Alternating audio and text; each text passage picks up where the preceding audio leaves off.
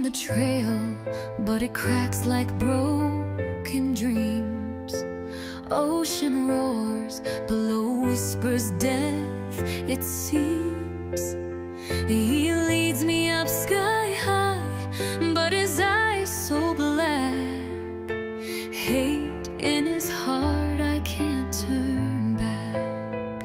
Edge of the cliff, fight for my soul. Heart beats harder, fire takes control.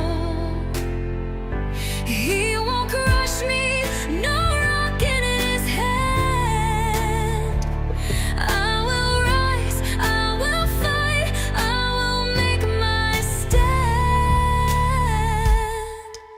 I will win. I will win. Sun on my skin burns more than his glares. Jungle shadows stretch dark, tangled in fears. His lies cut deep like a blade in my side, but I hear the truth, it's survival tonight. Hands grip mine, he tries to pull me down. Dangerous whispers like screams in the sound, but I push back stronger. No, I won't fall. He'll never silence me. I saw the signs, I stand tall. Edge of the cliff, fight for my soul. Heart beats harder, fire takes control. He won't crush me, no rock in his hand. I will rise, I will fight, I will make my stand. I will win. Blood paints the ground, fists scar the air. Strength in my veins, rage beyond compare. His darkness can win, light blinds his lies. As I face the abyss, my spirit flies. I am no victim, I saw the signs, I felt the pain, yet I stand feet still on the ground. I'm a hero, victorious, I remain. He can't beat me down. I will rise, I will heal, I will win. I will win.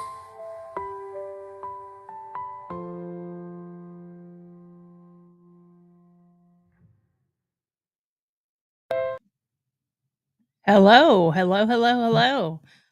Let's see if this actually worked. I don't know because I can't see the screen right now. um, I'm trying a few new things, so we're gonna see if it works.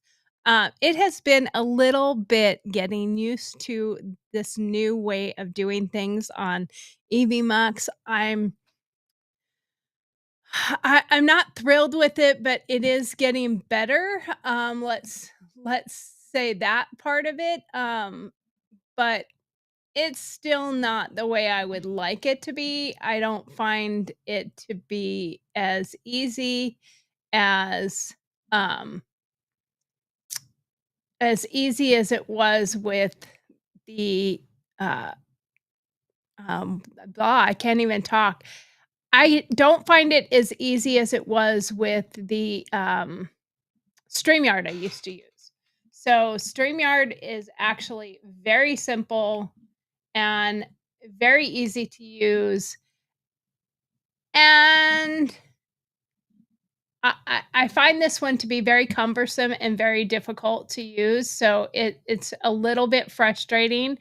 And as you can see, I'm looking over this so that I can see. So I've got to rearrange some things in here because this is not working for me. It's a little bit too cumbersome.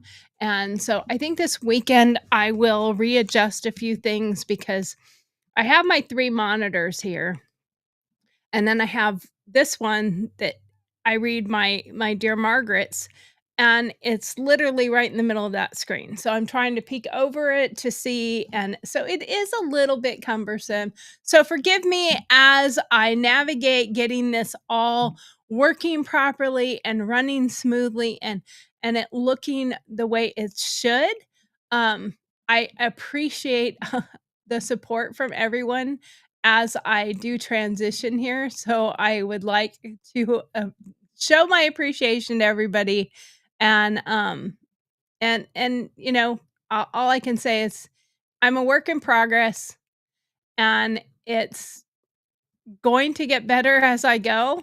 Uh, like it literally just took me out of the screen, the one I'm trying to fix right now, because I don't like being I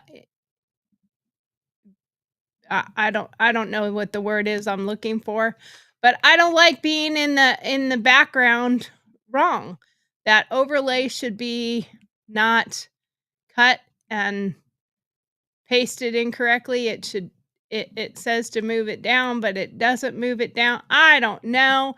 It's very frustrating. I know y'all don't care, but I'm just saying it's one of those things that gets you a little bit bothered when you're trying to make things work properly. So anyway, here we are. We're working on it. We'll make it work. So that intro song today was uh,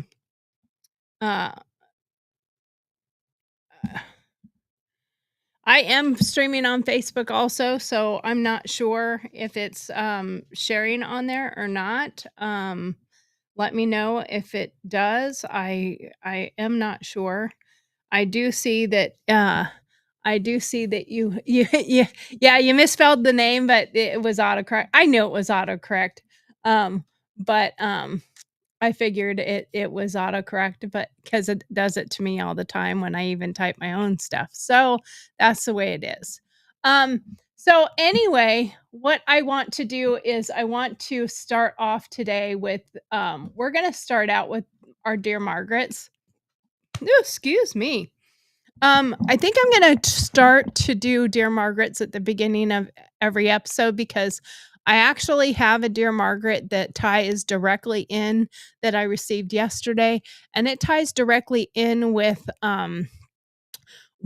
our actual show today, which if you have followed it, if you have seen it, we're going to be talking about the Koenig attempted murder and domestic violence. I do not consider myself a victim of domestic violence. I am a victor. I am victorious from domestic violence. I rose above it. I am working on a book. Eventually, I'll get it finished. It's called Battered to Blue, but it's not about the bruises. It's about I was going through all of that domestic violence stuff, and I became a police officer because of it, really. So I reference it as I was battered into the blue uniform because that's what made me become a police officer. So, and eventually I will talk about it. I may tell a little bit of my story, but this is not my story today. So, I'm not doing this is my story. I'm going to take anything from someone that was horrifically treated and luckily survived. So we are going to talk about that. But let's get started right now with our Dear Margaret. Let's do that to begin with, and then we will. I do have a screen for that, but I'm not going to play it right now. I'm just going to play the music, and then we will get started with our Dear Margarets.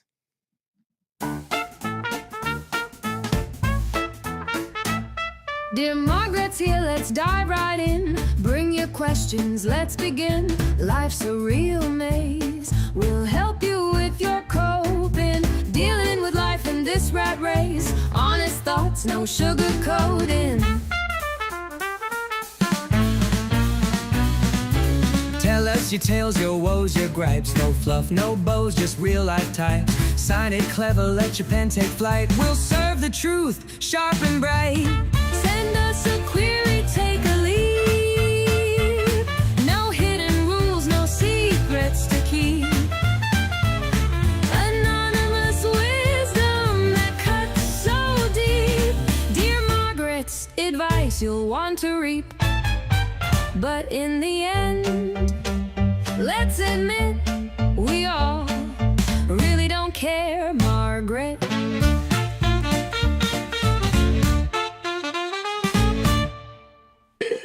All right. So our first Dear Margaret is let's see here. Okay. So our first Dear Margaret is this one.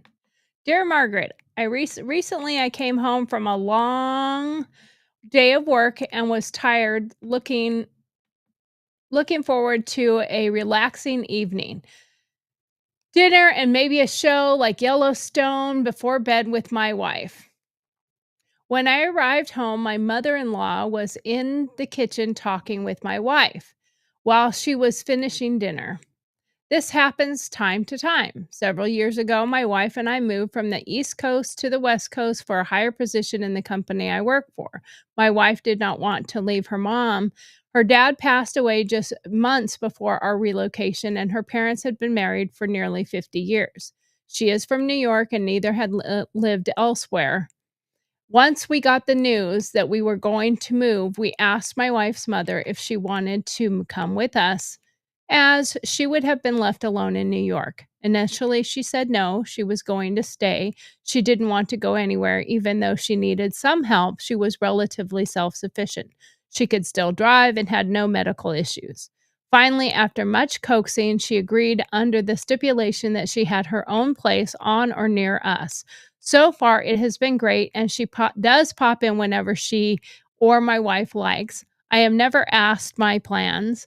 They make the plans and I just go along. Tonight at dinner, they informed me she is going to sell her little house and take over one of our rooms, my study area. And to find out, she brought suitcases with her that I have to bring in.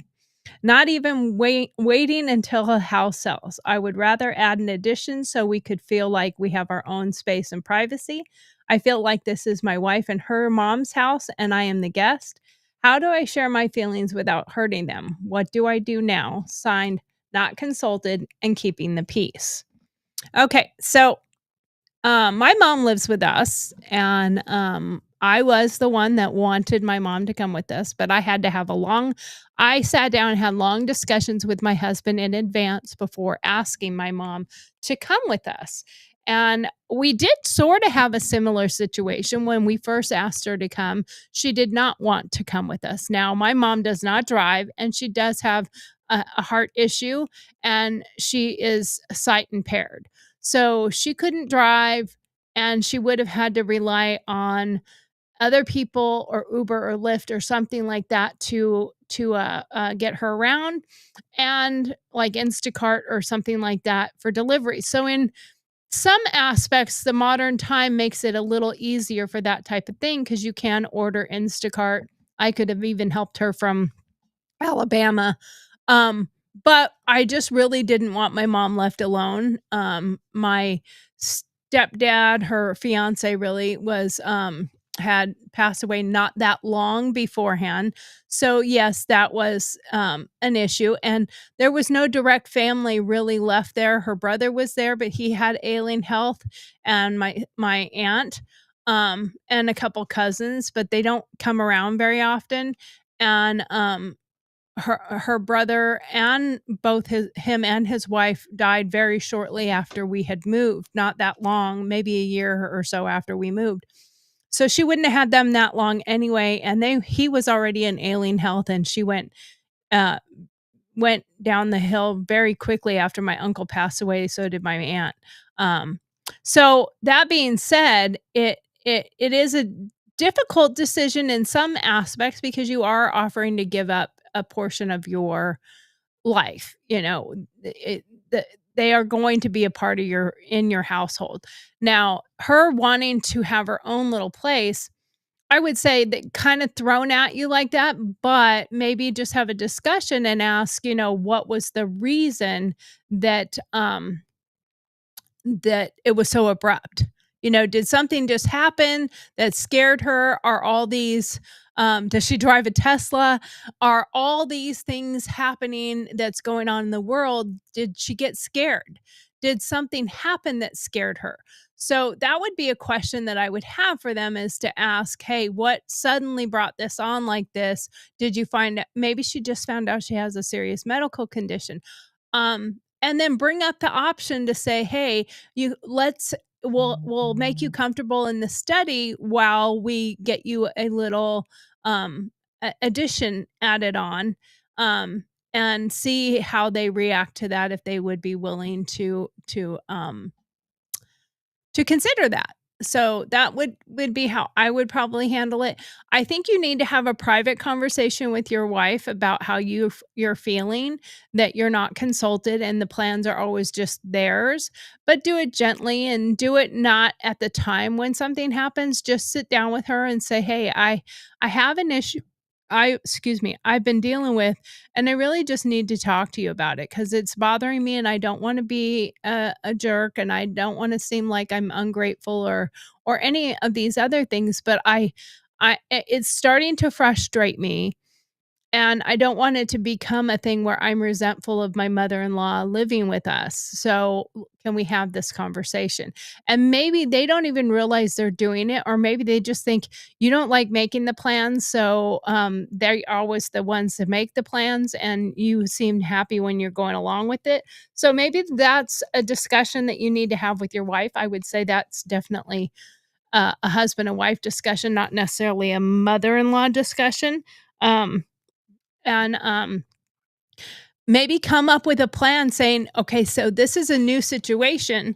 So you can also throw in, "Okay, since this is going to be a new situation, can we maybe do a date night once a week that it's just us, even if it's in the house, where we watch the TV together and we have a date night and we watch a movie, or we go out to dinner, or we do something just the two of us alone." You got to have that alone time, and you got to have that private time too. So that's just a little bit of my thoughts on that one. Thank you very much. And let's go back to the next one here. "Dear Margaret, my 16-and-a-half-year-old son seems to think he's a fully grown adult, except, of course, when it comes to paying his own way. He wants full control over his decisions, spends my money like it grows on trees, and believes chores, working, or having a curfew are beneath him. When I try to set boundaries, he acts like I'm being unreasonable for expecting him to contribute or follow house rules. How do I teach him that adulthood isn't just about freedom, it comes with responsibility too? Sincerely, Bank of Mom, currently closed for withdrawals." Well, that is a really, really good, that's a really good one, actually. Um, so, first of all, you have allowed this to happen to a degree. You have to set those boundaries and those limits and those rules, and you have to sit them down and say, "Look, I'm not a bank, and I have to work to provide these things, and that's what it costs. If you want these things, that you want movie money, you wanna go out money, you want, Chick-fil-A money, whatever it is, then you're gonna have to earn it somehow." Whether it's doing chores or grades or whatever it is that you come up with, but you have to sit him down and set those boundaries, and you have to put a point blank that you are the parent, they are the child, and that they are not in charge, and that money doesn't grow on trees. There's not an unlimited bank account for you. So you need to just really be the parent. And see a lot of this stuff going on, and it seems to me like it's a lot of people that are really trying very hard to be buddies and friends with their children instead of being the parent. You have to parent, not be their buddy. And sometimes that comes with some backlash and some irritated kids, but you have to set boundaries and you have to be the parent. You have to be in charge, and the minute you let them act or feel or react like they are in charge, you have lost your footing, and it's very difficult to get it back. On both of these last two, I'm gonna say, so long time ago when I first started going to therapy years ago, um, my therapist talked about, I don't do it. My husband kind of does, but I deal with stuff right as it happens. If you upset me or you bother me, I will talk to you about it almost immediately. If I'm really upset, really heated, I will wait until I'm calmer, but I will tell you what bothers me and I will speak my mind. Some people don't like it. They think I'm a little crass, they think I'm rude or whatever, but I don't hold shit in. I don't wait until it pisses me off so much. I don't wait until a molehill becomes a mountain. I deal with the molehills right as they come. So they're gone. They're done. I don't have to deal with them. My husband tends to, I don't want to rock the boat. And I feel like I shouldn't say anything because it's really not that big a deal. But the thing is, things start bothering you and they just keep mounding and mounding. And pretty soon they get so big that that thing that you never dealt with before is really, really bothersome. And what you do is when you finally confront the person, let's just say, okay, my husband and I've been married over 10 years, 13, going on 13, I guess, this year. But we've been together for 13 years. So if he came to me and said, you do this and it really bothers me, a lot of us have that mentality of, well, it never bothered you before. No, it's always bothered me. I just never said anything before. So on both of these situations that we just talked about, the mother-in-law and the wife and the kid, it's always bothered you. You just didn't want to rock the boat and you didn't want to say anything because you didn't want to seem like the asshole. So sometimes you have to come across maybe as the asshole a little bit. Suck it up, buttercup. You have to speak your mind. You have to say what is going on and what you're thinking and how you're feeling about it. I mean, that is kind of a big deal. And if you let things go too long, people will tend to get the mental attitude that you didn't care before. Why do you suddenly care now? Okay, so let's continue on. Next one. Hopefully that helped you right there. All right. Um, I have some notes here and it's going a little slow. So let me get past the. Okay, so we have recent events in the peaceful protests of Tesla takedown rallies and violent incidents like arson provide um, the context for these particular questions. So that's why I selected them when they were sent in to me, because I think it's important for us to talk about the current events and what is happening. Um, but we have politics and Tesla boycotts, and we have a lot of stuff going on. So I did get a couple Dear Margarets regarding that. Dear Margaret, I'm a 45-year-old environmentalist who always loved my Tesla, but ever since Elon Musk started slashing government programs with Trump, I feel guilty driving it. My friends are boycotting Tesla with these big protests, and I want to join, but I'm torn. Should I ditch my car for my principles or keep it and just slap on I'm not with Elon sticker on it? Eco Warrior Electric Dilemma. So first of all, it seems very hypocritical that people that are pro environment, eco-friendly, and driving Teslas or all support of Teslas, and now suddenly he's evil. And I think a big part of the problem is the propaganda, and a big part of the problem is legacy media sharing information that's not accurate, the cuts that have been happening. I think one, do your research. Actually go do your research. Research what things are being cut, because they say this, they cut $800 million from medical testing and finding cures and stuff like that. And that's not what it is. It's a lot of fluff and nonsensical things, like I can't remember which ones they are, but like a lot of them are LGBTQ, transgender affiliated, and gender studies, and in foreign countries with ridiculous things. So you have to look at the full facts. And if you want, make your banner that you want for your protesting, put it on your Tesla, I guess. Get a wrap. I don't know. I think you should research more so you're more familiar with the actual facts. And it seems pretty hypocritical to be burning down Teslas and firebombing Teslas and dealerships and going after a business owner when they're not protesting Doge. They're not out at the federal buildings or the state buildings or any of that protesting the government. They're protesting a man and a business. And he is just one part of that. He is not the only part of it. And he has not, and that has to be the biggest thing that is being the misnomer and the biggest propaganda is Elon has not cut a single thing. Elon himself has not cut anything. He puts recommendations forward and shows them where the flaws are, where the faults are, and what the problems seem to be alluding to. And he puts it up to the powers that be. They are the ones that are cutting stuff, not Elon himself. And Tesla has nothing to do with it.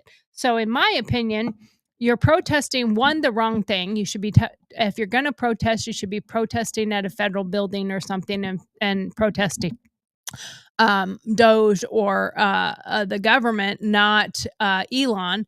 And we've had so much fraud and misuse of our government money for so long that I think it's time that we actually take into account that there is an awful lot of crap that has been being spent, NGOs and Department of Ed, all these things. And people have been saying for years the Department of Ed should be defunded and ended because of its misuse of the money.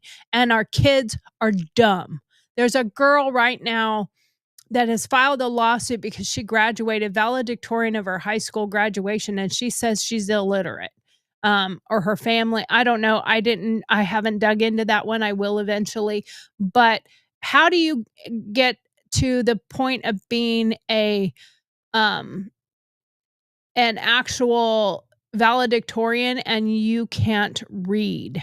That and you have to understand what the definition of literacy. It is a effective and affluent reading ability. You can read little bits, but if you can't read correctly, you are considered illiterate. So it doesn't mean you can't read at all. Okay, so back to the other question. Let's get back to this next one. So that is a very important one that we have to think about when we are talking about this stuff, and the administration is where you should be putting your protesting desires, or whatever you want to call it. You should be putting that towards the government and not towards a man or a business. So this next one is, I pulled two because there was actually several. There were 4 or 5, but I pulled these two so that at least I had two sides of it here. Dear Margaret, I'm a 42-year-old working mom who just bought a Tesla because I love Elon Musk's vision. Clean energy, cool tech, and sticking it to the government, fat cats with Doge. My girlfriends say I'm crazy for supporting him with all the protests, but I feel empowered driving it. How do I convince them Elon and Tesla are worth rooting for? Musketeer mom revved up. Okay, so I would say put together some facts, lead them to shows out there that are talking about it, that are actually, there's a show out there, I will have to look him up, but he actually goes through the Doge stuff almost every day of what is being discovered and what it means. So you could go find that and you could share that and say, hey, look, this is what they're actually finding. These are the things that they're actually doing. This is what the cuts are actually about or mean. And maybe when you start letting them see that you're not crazy and that what they're being told is not necessarily factual. That would be very helpful. Anyway, those are the ones for that. Uh, it is very important that we have discussions and we talk about the things that are happening and have good, healthy debates. I like seeing people coming together and coming to the table and breaking bread. Like Kid Rock said when he said, you know, you need to just go to the White House to Bill Maher and said, we need to break bread. That is how we're going to learn, and that is how we're going to find a common ground. We don't have to talk about all the things that we disagree with, but we can talk about the things that we do agree with. We can talk about the things that we have in common. It's okay to have some commonality and it's okay to have disagreements. And good debates are really healthy. You have to debate the facts and you have to debate things that are going on. I think it's what makes us all grow and it makes us much healthier. Anyway, next one.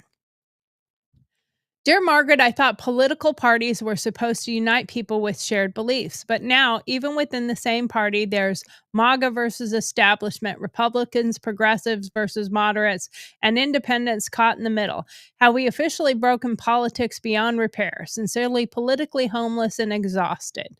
Oh my gosh, that is a really good one because I tell you what, that is so, so true and so important for us to talk about. I personally do think that that the MAGA movement is a combination of everyone.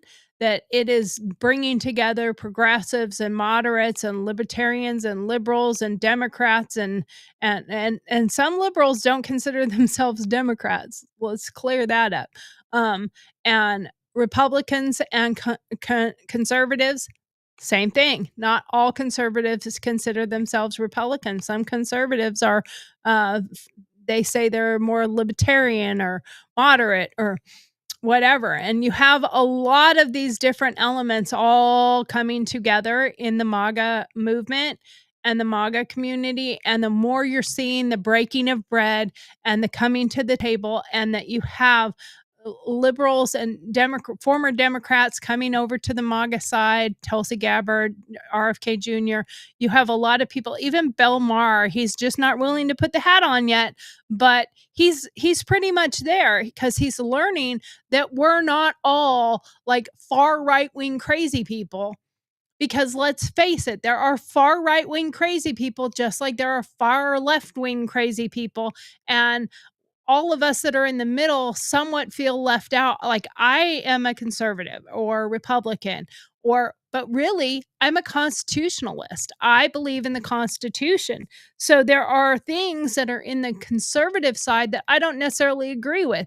There are things that are in the liberal side that I don't necessarily agree with. There are things in the moderate side that I agree with or don't agree with. So there are things on all the different sides that I kind of agree with, and so it puts me kind of at a no man's land. I don't have a home, but you do if you're a part of the MAGA community. And if you start going to MAGA events, you will find that you are really, it really can find a place to go, because there is something about that.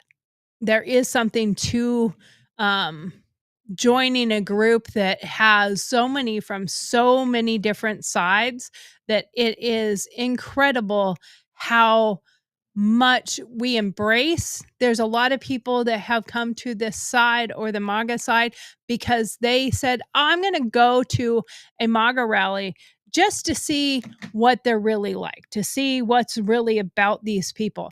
Because I don't know. And I kind of want to find out what their real deal is. And you know what they're finding is they're finding, oh wow, they didn't hate on me. They embraced me.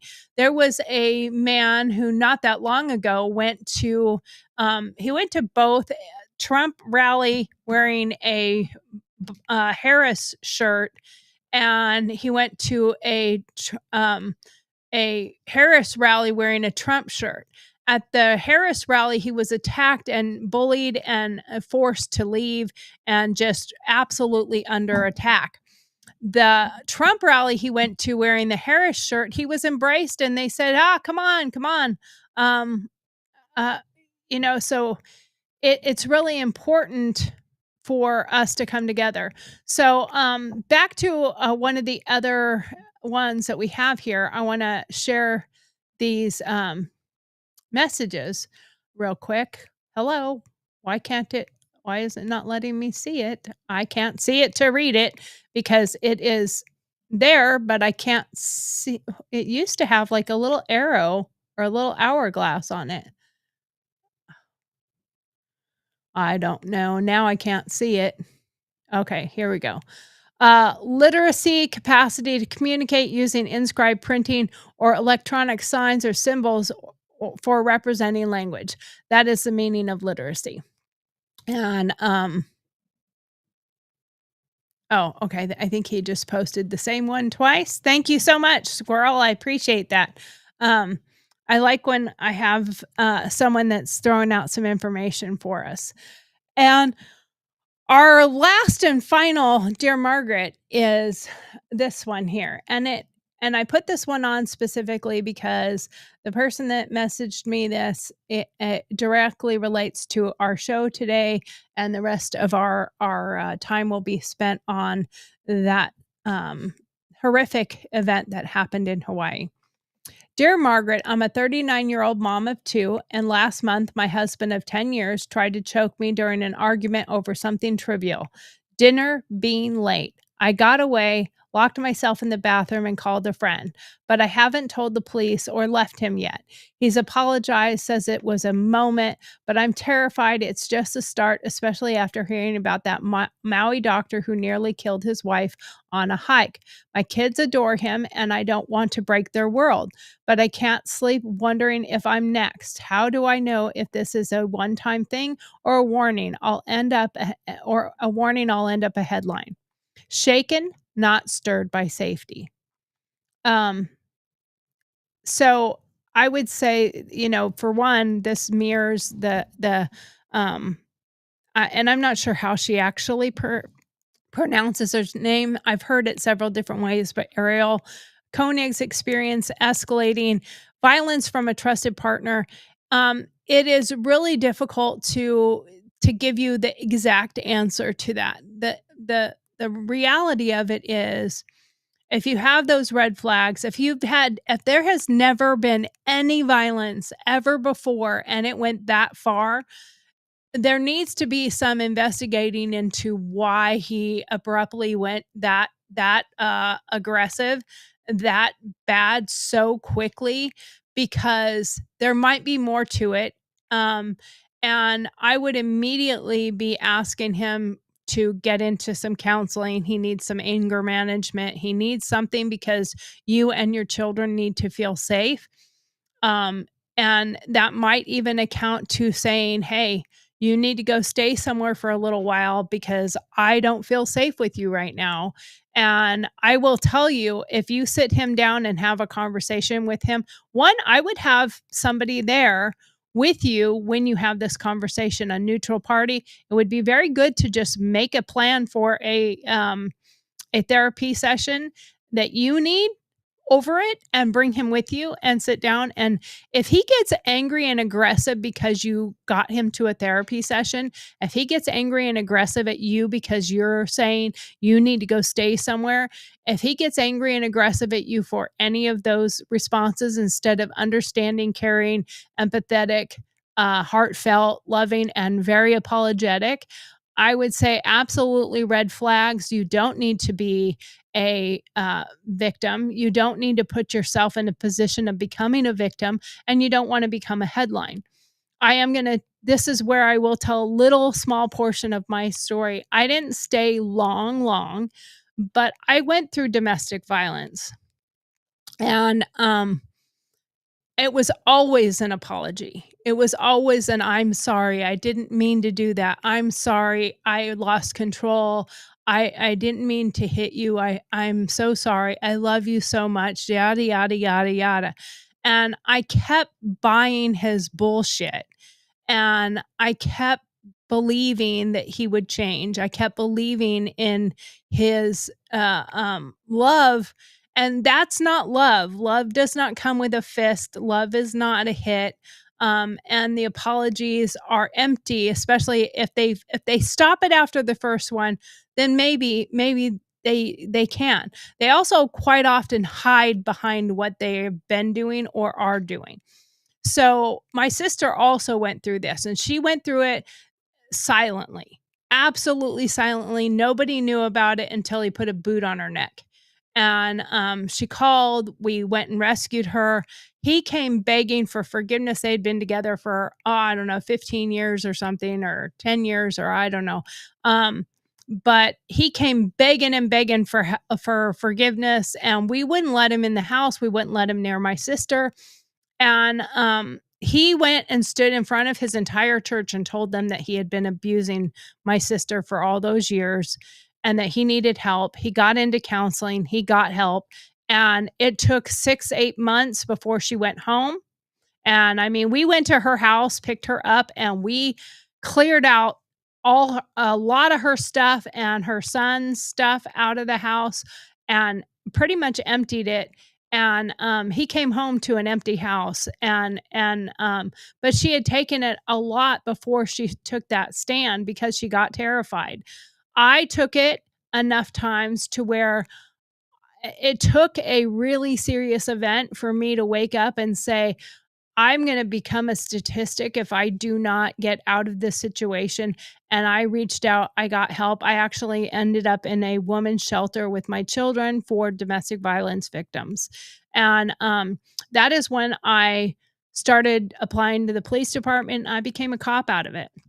And there was a lot of people in there that were drug users and just some really bad situations. I worked a job, I had a car, and I went and applied and got accepted to the police academy. And I actually went to a lot of domestic violence speaking engagements to talk about my story and help people that are going through it. So it was very helpful when I went to homes where it was a domestic violence situation and the woman would say, you don't understand, and I could take her aside and say, no, I do understand.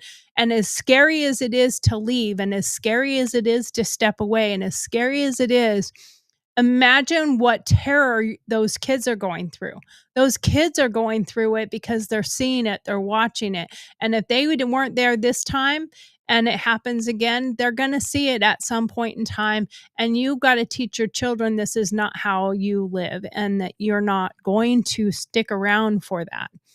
So we have to think about those things. Violence from a trusted partner is not love.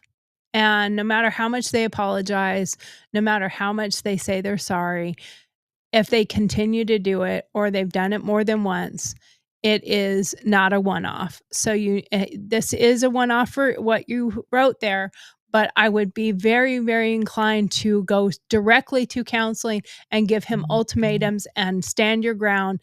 And I have somebody that I've been helping dealing with a situation like this. It's alcohol abuse and violence as well. And he ended up in jail, and he's actually in a rehab right now. She helped get him into a rehab. But I sat down with her and I was like, you need to write a contract. When you have told him these are the things that I want you to do, the rehab is one of them, these, you need to have that list, and you need to make a contract and make him sign it. And she said she went to one of his sessions at the rehab, and she did make a contract, and she did make him read it, and she did make him sign it. And she said his eyes got real big, and he looked at me and he said, wow, you're not kidding. And she said, no, I'm not kidding anymore. I'm not going to take this anymore. So you have to stand for yourself. No one is going to stand for you unless you stand for yourself. So you need to make that a very important part of your life, that you have to stand up for yourself. You cannot expect other people to do it if you're not willing to do it for yourself. And that means stepping away in the scary moment of packing a bag and leaving the house, whatever you've got to do, you have to take those stands. And even if that's what you do right now while you get him into a counseling, hey, I'm packing a bag and I'm going to my sister's. The kids are coming with me. You go and you get into therapy, and we will work it through in couples therapy together, as well as the therapy you need to do for yourself. And if he's not willing to do that stuff because he says, well, it was just a one-time thing, I've never done that before, I'll never do it again. You did it once. So I'm going to stand my ground. This is important. So that being said, let's talk about this situation here. Let's talk about what has happened with this couple in Hawaii. If you haven't seen it, you haven't watched the story unfold. So this doctor in Hawaii, they live, I think in Maui is where they actually live. And he is an anesthesiologist, and they've been together and they've been married since 2018. It's a very sad situation because I went and looked up several different cases of spouses that have been, and it's happened to men too, because it happened with a woman that pushed her husband over a cliff. But I mean, I'm grateful she saw the red flags in advance. That's why I wrote that song that played at the beginning. It was for her, but I'm glad she saw the red flags and she did not take the bait to go to the edge of the cliff. She was not taking that bait. And because she didn't take the bait, she was able to save herself. Now it appears that he was really, really planning something, because not only did he try to coax her over to the cliff to take a picture. I want to take a picture with you. Not only did he do that, but he also brought syringes with some kind of probably anesthetic or something like that, and which is crazy to me. He brought that with him so that she would be succumbed with that drug that would eliminate her senses or something like that. So he came prepared.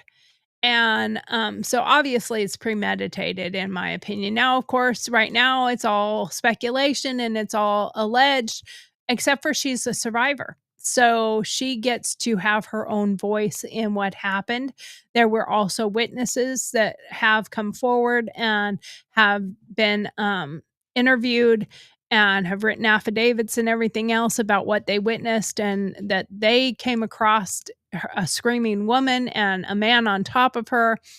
And he attempted to get her to the ledge, probably just going to quickly just throw her over, because most of the cases that I looked up regarding spouses that went over, only a couple of them have successfully been prosecuted by a jury. One man was actually, his wife supposedly fell 20 feet over a cliff edge and went tumbling down and ended up drowned in the river. And the autopsy, she had no injuries, no wounds, no injuries. She was clean, and but drowned, and her head was stuck underneath of a log. They even tried testing with dummies that were her size, weight, height, and tossing them down. They got all sorts of injuries, and they never ever went in the river and floated to that direction. Now, of course, it's hard to simulate the exact way that the water was, but he got a hung jury twice. They chose not to try it a third time because they just didn't feel like, because they did not have that smoking gun, so to speak. But I think in this case, they have a pretty good smoking gun. You know, he wasn't successful in getting her to come take the picture and go off the cliff. and he was not able to get the syringe into her. He tried, and his third attempt was he picked up a rock and started hitting her in the head. I believe it's over 10 times he hit her in the head. So it is a very sad situation. And unfortunately, it is one where we're finding out from more information that has come forward about this uh, this story is that he has apparently, according to her testimony that they have so far, is that he has been um, abusive for several months prior. So going back to that person's question is, he has been being abusive uh, for some time now, and she was being silent. That is one of the biggest problems is we have to stop the silence. Talk to people, tell them that you're going through this, get their help. Like this woman reached out after the first time of something happening. Now, you also have to think that's the first time he's put hands on you, but has he said or done things that would make you question whether he was um, uh, getting to built up to that type of situation? The stakes are high, people, and the fear of death. And when you have kids in the mix, it can really, really, really be a paralyzing choice whether or not you stay or you go. But you have to be strong and you have to stand up for your children. And she has been choosing to stay with this man. Now, supposedly he was jealous over saying that she was cheating on him or something like that. Quite often, the people that are yelling those type of things are much more on the level of I don't know what I'm trying to say here. Much more on the level of it's been escalating to a point, and most people that are claiming that you're doing this, they're usually the one doing it. So I'd be curious to find whether or not there is a girlfriend or something that he has hidden somewhere. Supposedly he said something to the fact that I am sick of you.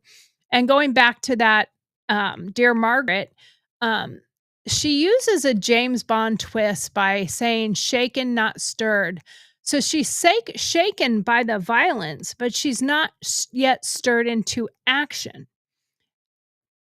So I would say the same thing has happened to Ariel because she's been shaken by his violence over time, but she was never stirred into taking any action. She was never stirred. And sometimes that comes with clout, that comes with position. I guess they're both very successful. They live in Maui. He's a doctor. You don't want to upset the apple cart. He has a good standing in the community. She has a good standing in the community. And the sad part is when it comes to domestic violence, male or female, we often bear the guilt and the shame that shouldn't be put on us. It is their shame. It is their guilt. They are the ones that should bear the shame and bear the guilt. You, as a victim, as a survivor, as a victorious person over domestic violence and suicides that come from it, are usually the person who is guilty and is carrying that shame and guilt. And but you don't want to end up being a murder suicide. You don't want to end up being a statistic. You don't want to be on the front page of the papers. I guarantee you Ariel does not like that it's all over the news right now. Everybody's talking about it. But it also is because she took that James Bond style of she's shaken but not stirred. And I say that because that's how he got his drink. But it's important that if you're shaken by violence, you need to take some kind of action, even if it's just getting them into counseling or whatever needs to happen. You need to think about what you could be potentially putting yourself into. You need to have empowerment. You need to be empowered. And what the biggest thing that abusers do is quite often it starts with emotional abuse first. They break you down so much so that you don't feel powerful. You don't feel empowered to take a stance. You don't feel empowered to stand up for yourself. I know that after I stood up for myself, I made a vow to myself I would never, ever let a man hit me again. And it did happen again, but I was done. Bye. And then after that period, I stayed single for the longest time because I was like, I'm done. I'm not going to let anybody hurt me, and I'm not going to let somebody be a victim. So I do want to say this one little thing here, that this story contains descriptions of domestic abuse. If you or someone you know may be a victim of domestic violence, contact the National Domestic Violence Hotline by calling or texting 800-799-7233, 800-799-SAFE. And there are people there that can help you. Now, according to the CDC statistics, Hawaii has 5,224. Nationally, 1 in 4 are affected according to the CDC. That is a huge number. And there are some other statistics I'm going to share here. But you have to remember, don't wait until you have to be like Ariel and have to fight for your survival. You may not be so lucky. Quite a few of the other ones that I researched that had cliff fallings or falling to their deaths, they have been very, very difficult to prosecute because how can, especially if they're alone, they quite often take pictures. So they got that nice smiling, happy picture of the couple like this right before they took the picture and then kicked them off the edge. And what evidence do they have? They have this beautiful picture. Look at us. We're smiling. We're happy. She stepped backwards and she hit the rock and it made her tumble. And I tried to grab her. What are those scrapes on your arms? Oh, it was me trying to grab her. It wasn't from her trying to claw her way out of going over the cliff. So, this is important for you to think about on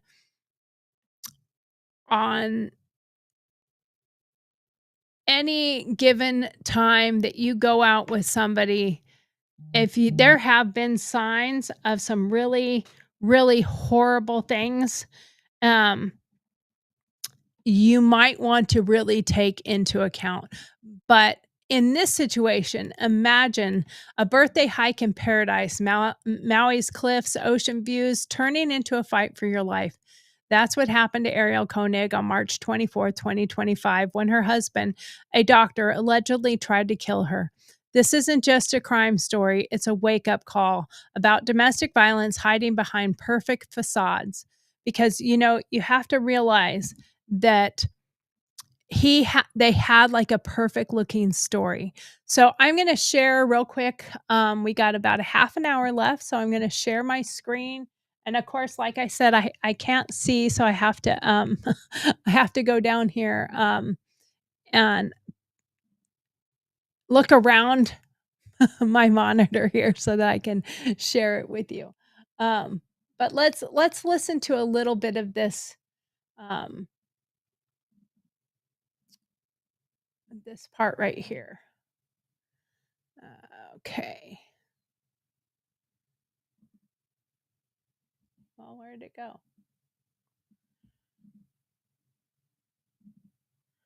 Hello. I don't know what happened. It is not. I don't know. Hello. Can we maybe? Oh, so frustrating. I'm trying, people. I'm really trying here. Okay, here we go.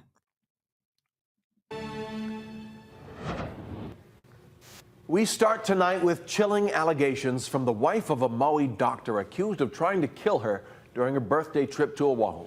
In court documents, she claims he has a history of violence and asked a judge to keep him away from their children and their dog. Maui anesthesiologist Gerhard Koenig is accused of trying to push his wife Ariel off a Pali cliff, beat her with a rock, and inject her with syringes last month.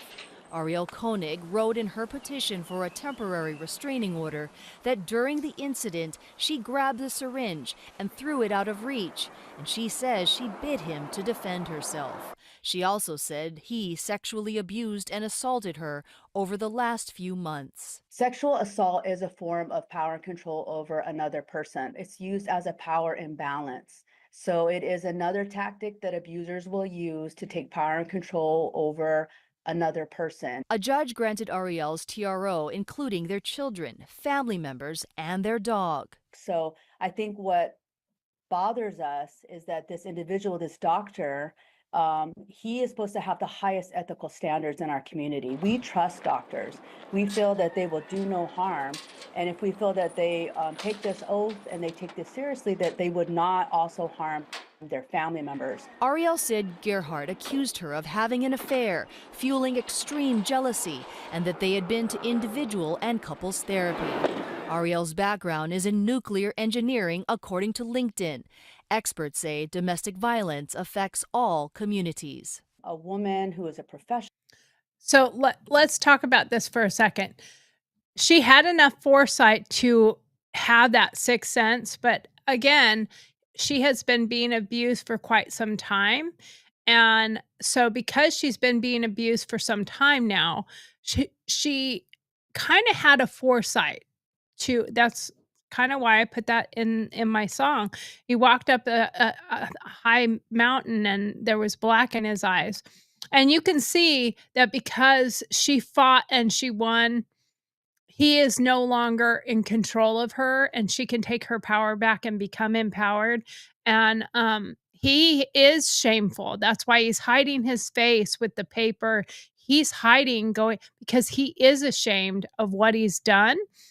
But he's only ashamed because he's gotten caught. He would have been, I guarantee you, 1,000%. Had she just gone up and taken the photo with him, he'd have had a couple really great shots real quick and then kick her off.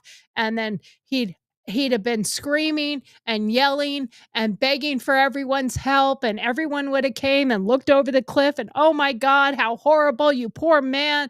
And he would have become this person that everyone just swarmed around. Oh, you poor thing. Oh, that's so horrible. I can't believe that happened. Now, maybe there would have been enough evidence for them to eventually figure out that he had done it, but this is how people get away with that type of thing because the abuse has been silent. Now, I don't know how many people. I know the housekeeper has come forward and she has been interviewed, and apparently she said you would never have known. So he was very, very quiet and subtle with the abuse, and sexual assault is generally a very large part of domestic violence abuse. They use it as a tool. Both men and women use those tools to control the other person. And it's very sad. It's very shameful. But it happens. It is a very serious situation that you really have to think about it, and you really have to stand up and become empowered. The minute any domestic violence red flags start appearing, you need to call somebody, talk to somebody, seek some support and seek some help. Who has a high education. We're shocked that she would be in a relationship like this, but that's also a stereotype. Koenig is expected to enter a plea next Monday. The Domestic Violence Action Center has several contact numbers on its website, and we put a link on our website. So that is a really, really sad situation, and we need to consider that there are more people that have gone through this than we know about. There are so many statistics that talk about the number of people who have gone through domestic violence. Um, you know, when you look at the different situations that have happened out there, I'm sorry, I pulled myself away from there, leaning back. I'm trying to look at that screen too. But quite often it becomes a um, a situation where it led up to this. This did not just happen all of a sudden. So, her husband is 46 years old. He's an anesthesiologist, and she's 37. They supposedly hiked up to celebrate her birthday. It started small. He asked her, this is according to her testimony. He asked for a selfie near a cliff. She refused. He allegedly snapped, pushing her into bushes, smashing her head with a rock over 10 times, and trying to inject her with a syringe. As you heard on that little report there, that she was able to get it away from him and throw it out of his arm's reach. And you know he couldn't let go of her, because if she let go of him, or if he let go of her, he to try to get it, she would have had the opportunity to get away. And most likely it was probably a sedative from his medical kit. Um, Ariel bit his hand and she's screaming, "He's trying to kill me," and crawled towards help. Two hikers intervened and she was airlifted in critical condition, bloody, battered, but alive. The aftermath is, unfortunately, he ran. When they came for help, he ran, and it's what saved her was the bystanders, because I don't think he would have stopped. And at that point, you know, there was not going to be any, um, there would have been no stopping, and he wouldn't have been able to say it was an accident at that point. But he got so black that he and saw red that he couldn't stop. It's like a dog fight. You know, if you can stop a dog fight before it starts, it doesn't get to a point where you can't stop them. If a big dog fight starts, it's like they see red and anything you say or do doesn't stop them anymore. But luckily, because the people came running up, he did stop and he did run away. Um, and he was arrested that day, and he has been indicted on second degree attempted murder on March 28th, and he is being held without bail. His plea hearing is set for April 7th. And she did file for the TRO, temporary restraining order. And in that temporary restraining order, she has listed her children and her dog as well, and not to be allowed to come to the family, which is really, really sad. Um, the thing is they have two kids, ages 2 and 4, and a dog.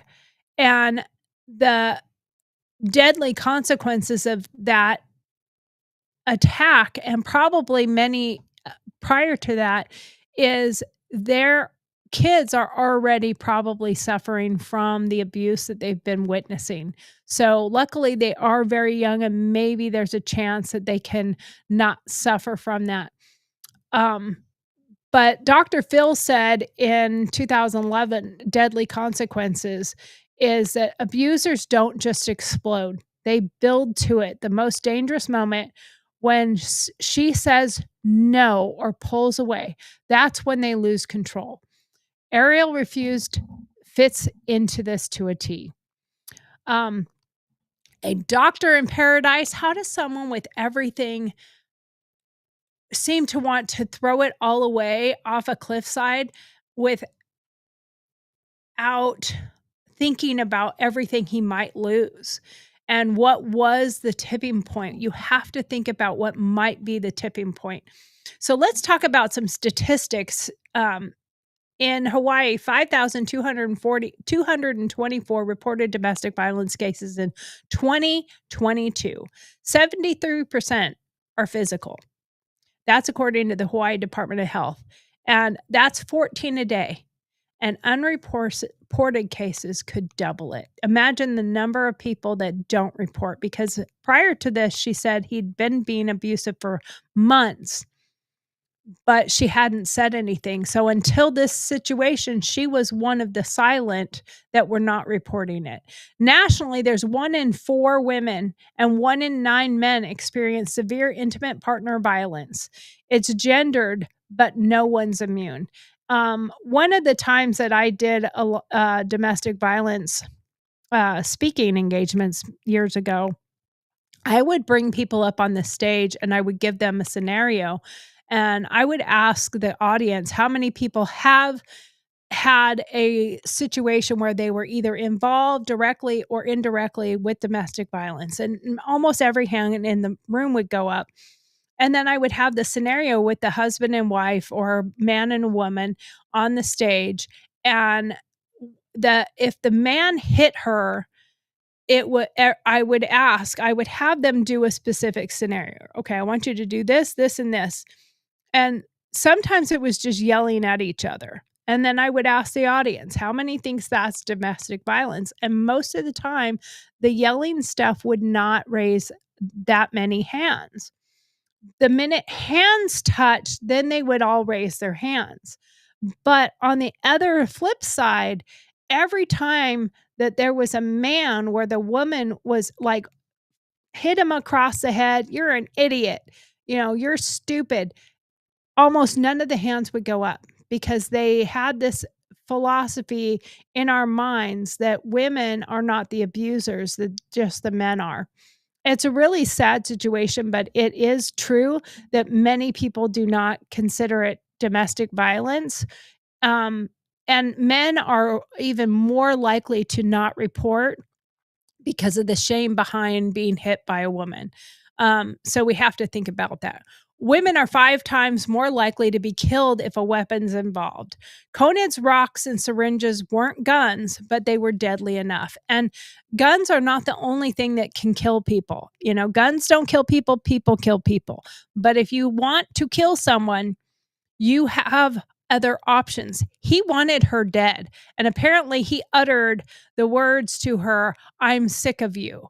And he came prepared with syringes, probably with some kind of sedative that he was probably going to inject her with and then toss her over. And those are sedatives that probably deplete from the body. He's an anesthesiologist. He knows exactly what he could give her that would probably filter out of the body very quickly.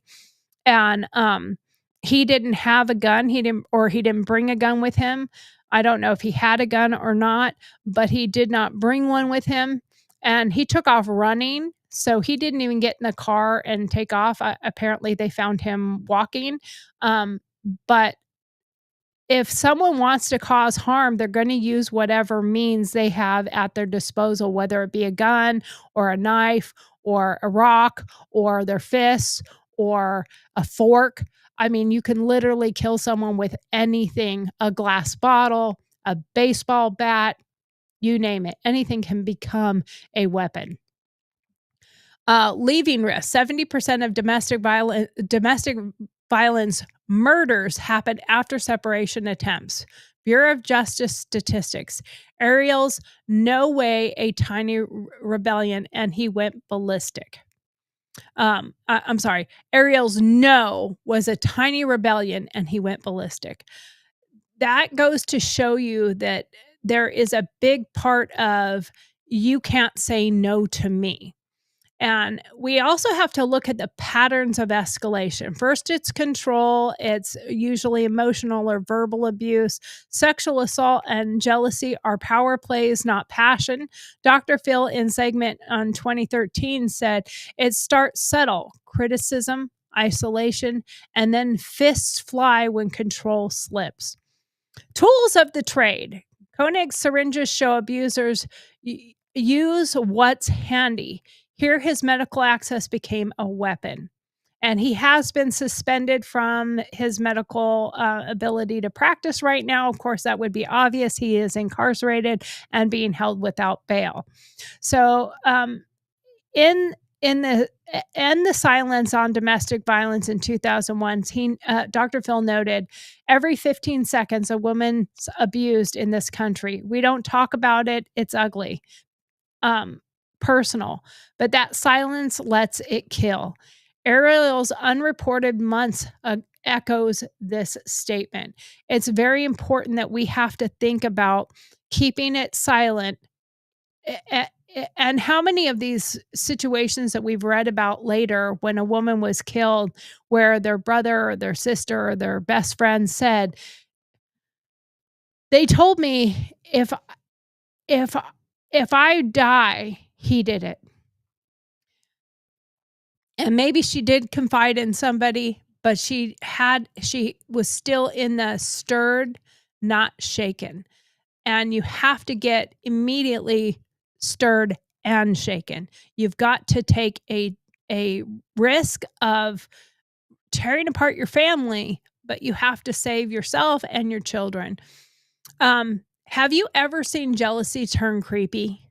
I mean, like, they get so jealous that they wanna keep you all to themselves, and they can't even see that just normal interactions are not flirting, not trying to get in a situation with another person, but they're just so jealous of everything else that it becomes creepy. Well, how do we spot the shift from normal to run? That is something we have to think about. We have to think about what makes you go from the shaken, not stirred, to shaken and stirred. Is we have to be resilient in our own thought processes. Ariel was biting, screaming, and crawling. She turned survival instinct into action. She has she was able to fight her way out of this and was able to save her life. And it should make her feel victorious, not shameful, not guilty. She should feel powerful. She should feel emboldened. She should feel like she is beyond. She's a hero. She's a hero to herself. She's a hero to her children. She's a hero to other women that are suffering from domestic violence. She's a hero to make other people say, I'm ready to talk. I'm ready to say something. I'm ready to stand up. I'm ready to stop being silent. That is the biggest thing, is we have to stop being silent, and we can't make victims feel like they can't say anything because they're going to be judged by X, Y, or Z.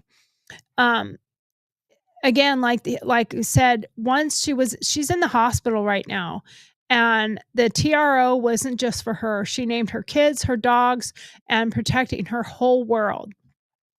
Now, we do want to talk about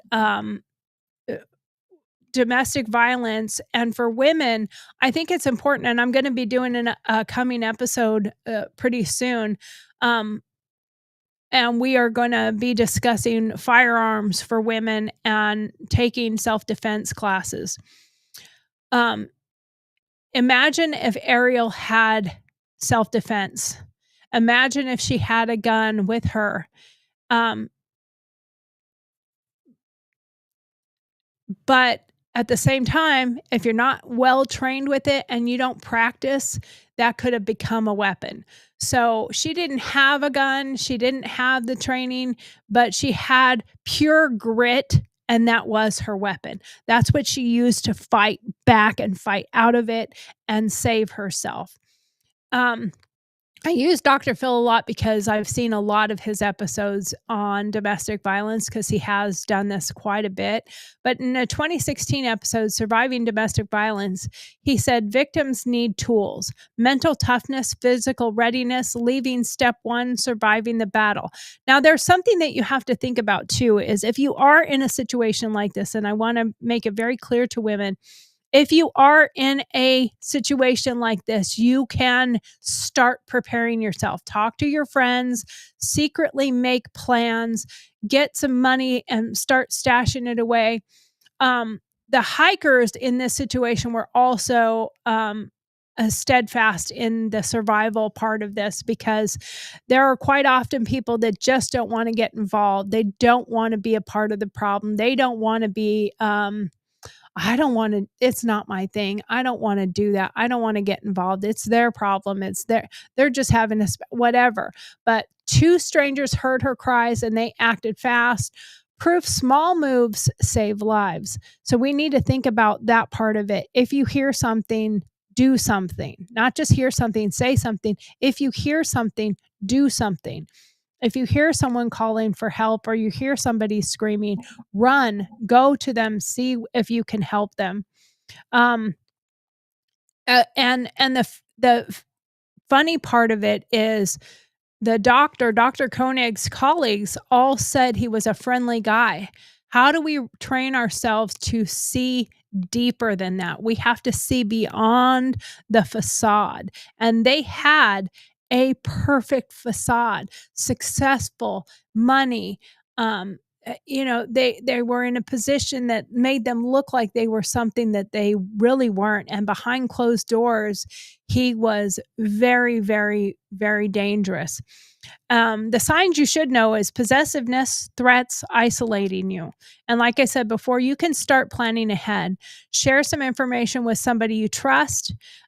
Maybe have a go bag ready with some clothes, cash, credit cards, a copy of your driver's license, a copy of and you can't get a secondary, but you could take a photocopy of it just so you have it, because if you have to run and you have this bag stashed somewhere else, you might not have time to get it, to get your purse or get whatever. So make sure you have a few things put aside and keep them at the ready. Have it as a go bag. And to be honest with you, men are somewhat, sometimes in these situations, powerful and strong. And if there is a way to make it seem like his idea that we have go bags, we need to make go bags with all the volcanoes, and they live in Hawaii, so the volcanoes and all these weather situations that are going on all over the world, and the fires in Maui that we just recently went through.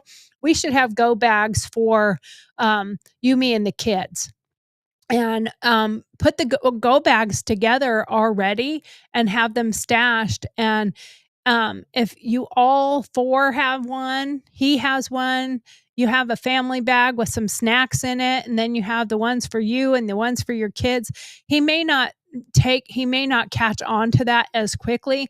However, if he's very possessive and he has been isolating you and doing quite a few other things, that could be a red flag to him that you're getting ready to leave. So just know one more important thing: have a place that you can run to if you absolutely need to in a hot minute. And don't forget, there is a hotline for the National Domestic Violence, 800-799-SAFE. You are not alone. What's one move you would make to help a friend like Ariel? Think about that for a minute. If your friend came to you and said, I'm not ready to leave, I don't want to go anywhere, but I'm scared. My husband is beating me. My husband is hitting me. But I don't want to break up our family. I'm going to try to get him some help. I'm going to try to get him some counseling. I'm trying to do some things to help him realize that he has more to lose, but I'm not ready to do that yet. I'm not ready to shake him yet stirred. I'm not stirred into leaving. What is the one thing you would do to help a friend like Ariel? How would you build that survivor strength in them? Would you say, you know what? You have a place here. Let's put a go bag together for you. Let's have a plan. Let's have a plan in place. Let's have a code word that if we're all out to dinner as a group dinner with some other people, we have our own code word that I know that you're afraid to go home with him that night. What if we have a code text that we know, and I know that means I need to get over there with someone right away? Put some of those things together. And maybe one of the things we all could do is bring up these conversations with our friends. Just bring up these conversations, bring up shows like this where we talk about it and say, hey, I watched this episode. You should watch this with me. I would say absolutely do not watch an episode like this with an abuser. it will trigger them. It will cause them to become enraged because they will think you are trying to lecture them. They will think you are trying to call them out, and it could be the end of a very bad the end or beginning of a very bad situation. So I would never suggest to watch a domestic violence movie with an abuser, whether it's a movie, a TV show, or a YouTube channel. I would never suggest to watch that with them because sometimes that causes their rage to come out. And I've seen this as a police officer. It causes the rage to come out in them. And sometimes it makes them feel powerful. It makes them feel, ooh, I like what he did. Because they know they're an abuser. No abuser out there thinks they're not an abuser. Let's get that straight. They know they are an abuser. There is no doubt in my mind that they know that they are. So we have to get rid of the silence and the stigma and victim blaming. Why didn't she leave? Ignores reality. Koenig's attack was sudden, premeditated. Not leaving's not a magic fix. He could have come after her even if she left. We guilt victims into staying. Work it out. Don't air it. That's why it festers into murder, people. The facade versus the truth. Koenig's quiet, friendly rep hid a monster. How many abusers blend in? That is very important. So many people hide within that good. And I guarantee you, if he was a calm, very, very quiet type of person, he probably was that quiet abuser. You know, I didn't want to hit you. I didn't want to, but you gave me no choice. You didn't do whatever. So I just had to teach you a lesson. Yeah, it's nice and quiet and kind of creepy. And men that are watching, don't just sit there. Good men call out bad ones. Notice a buddy's control streak, speak up.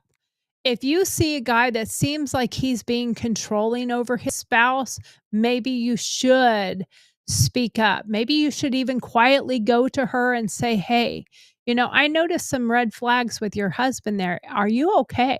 And sometimes just one person reaching out to that person and saying, hey, I noticed something. Are you okay? She might just start just bawling and fall into your arms and hopefully not anywhere in his eyesight. But we need to be able to help people get that power. And sometimes just saying, hey, I see something and I'm worried about you. Now, there's also in the data shows that shelters are stretched thin, there's fewer beds, and there's more need for facilities. And remember, just because there's a TRO in place, enforcement is always spotty. He is free until trial, except for the fact that right now his bail has been denied. But once he puts in has his actual hearing on the 7th, he may have come up with the bail money. I know it's $5 million right now. But and bail may be completely denied. They still have that option. He is in Hawaii. It is a little bit harder for them to get away, but he's probably got money. He's probably got his own go bag, his own money hidden somewhere. But how do we shift the blame off of victims? What's one way society or you can break this cycle? Remember, one more time, in closing, if this is you, call 800-799-SAFE. It's a 24/7 free, confidential. Share this with someone who needs it. Let's keep talking. Dr. Phil said he's hammered this for years. Silence fuels violence. Ariel's fight proves we can't ignore it. And next time, we're going to dive deeper into it won't be tomorrow's show, but I'm going to be working on, I'm going to actually go to a shooting range and do some footage there. And we're going to talk about doing classes for gun safety, gun classes, and for actual defense classes. So we'll talk into that. Remember to like, follow, and subscribe to GurlTauX. We really do appreciate that. Remember, don't be silent. Speak up and stand up. Stand up for someone. Ariel stood up for herself and her children. You do the same. And I wish you all the best. Thank you so much for being here today. That is the show for today. And I really appreciate everybody coming here. Please like, follow, and subscribe. I am going to get better and better at these shows. And I just want to say thank you so much. But share, I need the subscribers. I'm on my way to 100. You hear those people all the time. I'm on my way to 1 million. I'm on my way to 100,000. I'm on my way to 100. Okay, so I need some subscribers. Anyway, thank you so much for being here. Please tomorrow.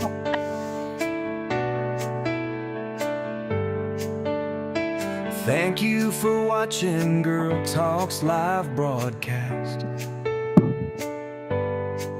which airs weekdays at 7 p.m. Central Standard Time. Don't forget to send in your Dear Margaret questions. Then join Dear us Marge, for I our opinion-based answers. We love having you. Thanks for taking the time to be with us tonight.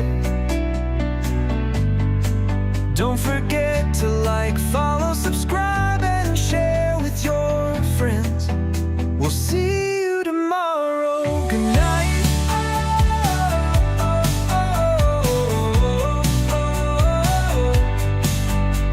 Good night.